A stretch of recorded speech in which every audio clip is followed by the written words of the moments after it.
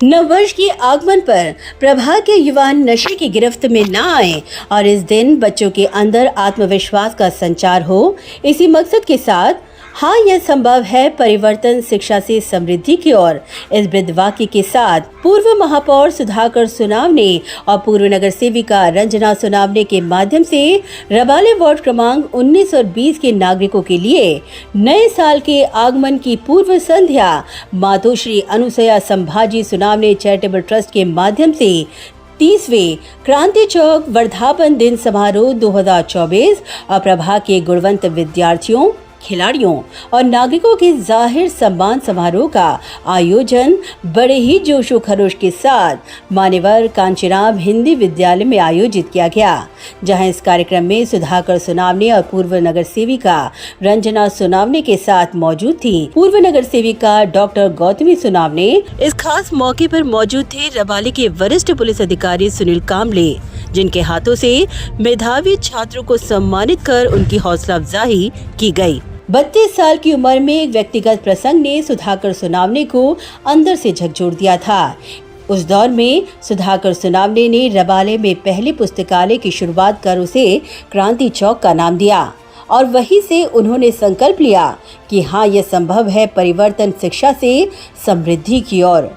1994 से सोचा उनका संकल्प आज 2024 में 30 वर्ष पूरा कर चुका है और नए साल के पूर्व संध्या पर यही परिवर्तन की लौ जगाते सुधाकर सोनावने ने इस वर्ष बेहद अनोखे संदेश के साथ नए साल का जोशो खरोश के साथ स्वागत किया है और सभी नागरिकों के साथ इस पल को अविस्मरणीय पल में तब्दील कर दिया है।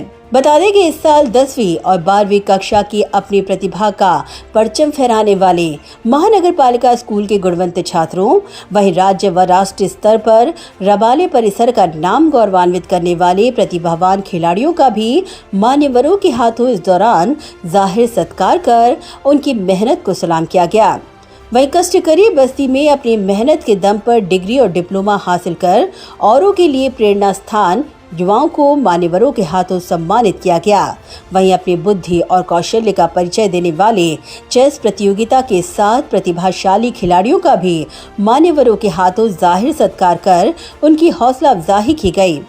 इतना ही नहीं, यह कार्यक्रम जोश और उत्साह में तब लबरेज और हो गया जब विद्यार्थियों ने सांस्कृतिक कार्यक्रम में अपनी प्रतिभा का खुलकर प्रदर्शन कर माहौल में चार चांद लगा दिया।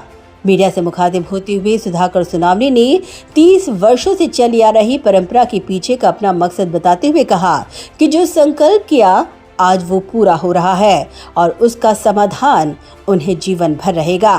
30 वर्षापूर्वी मी सुरुवातीला सांगितल्याप्रमाणे हा कार्यक्रम का करावासा वाटला।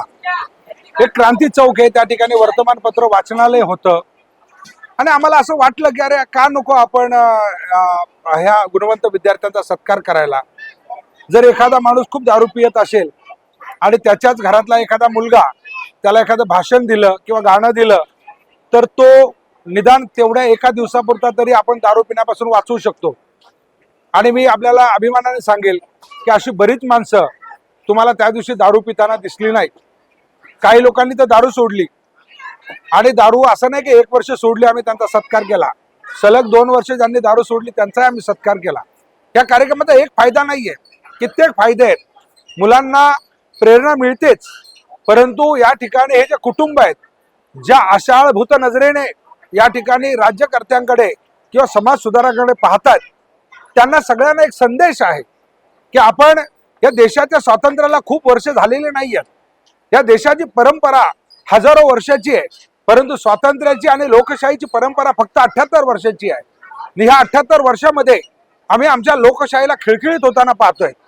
ही खिळखिळीत का होते? आम्ही त्या लोकशाहीला ज्या पद्धतीने आम्ही फार्म हाऊसवर पाहतोय किंवा मोठमोठ्या पबमध्ये पाहतोय, आजची रात्र आम्हाला परवानगी द्यावी लागते अशा लोकांना पहाटे 5 वाजेपर्यंत त्या ठिकाणी सुरू ठेवण्याची. का आम्हाला अशा कार्यक्रमांच्या माध्यमातून जनजागरण करावंसं वाटत नाहीये? ते केलं पाहिजे. कारण येणारा जो समाज आहे तो कुठल्या प्रवृत्तीचा असेल ते घडवण्याचं दर्शवण्याचं काम सरकारचं असतं आणि सरकारने या कार्यक्रमाची दखल घ्यावी असं आमचं मत आहे. 30 वर्ष छोटा स्पॅन नाही, हा खूप मोठा स्पॅन आहे आणि 30 वर्ष एखादा वेडा माणूसच हे सगळं करू शकतोय. आणि वेड लागलेली माणसं माझ्या अवतीभोवती आहेत. त्या वेड लागलेल्या लोकांनी हा कार्यक्रम या ठिकाणी आज यशस्वी केलेला आहे.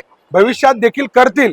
सुधाकर सोनवणे असेल नसेल, परंतु हा कार्यक्रम अविरतपणे पुढे सुरू राहील एवढी मला खात्री आहे. सुधाकर सोनावने ने आगे कहा कि आज छात्रों का सम्मान शिक्षा से समृद्धि की दिशा में परिवर्तन का ये पहला कदम है. जसा तुमचा लोकप्रतिनिधी असेल तशा प्रकारची माणसं तयार होत आहेत. म्हणजे जसं म्हणतात ना, जसा आहार असेल तशी प्रवृत्ती होते. आता आपण पाहतो की झोपडपट्टीमध्ये तुम्हाला मैदान नसतं, शाळा नसते, उद्यान नसतं, हे सगळं इथे आहे. त्यामुळे प्रश्न निर्माण होत आहेत आणि प्रश्न विचारले की त्यांना दंडेलीने त्या ठिकाणी थांबवत नाही, तर त्या प्रश्नांचं सोल्युशन कसं निघेल अशा प्रकारचा प्रयत्न केला जातोय. म्हणून लोकांनी हा जो बदल आहे, हे परिवर्तन आहे, हे स्वीकारलेलं आहे आणि त्याचं मतिमंद आणि जिवंत उदाहरण म्हणजे प्रभाग क्रमांक 19 आणि 20 आहे. वहीं छात्रों ने भी इस सम्मान के लिए सुधाकर सोनावने का आभार व्यक्त KIA. Now I am at FY and I am doing CMA as well. Today I am here to talk about a very special person named as Shri Sudhakar Sonavle Saheb. From 30 years he has been working for us to improve our daily lives. Thanks for his efforts. Because of him our area has seen great development and now we have better water facilities and every household has access to water facilities, providing countless students with a quality learning and a bright future and a top-notch medical service, beautiful gardens and road developments. Some years before, all these mountains were dry and dull, but because of Sir's priceless efforts to grow trees and plants, now they are all green and beautiful, and we get fresh air and pure oxygen. Now at last, I would like to thank Sir for his great efforts and contribution, and I wish he will give us facilities with more lives and more good lives.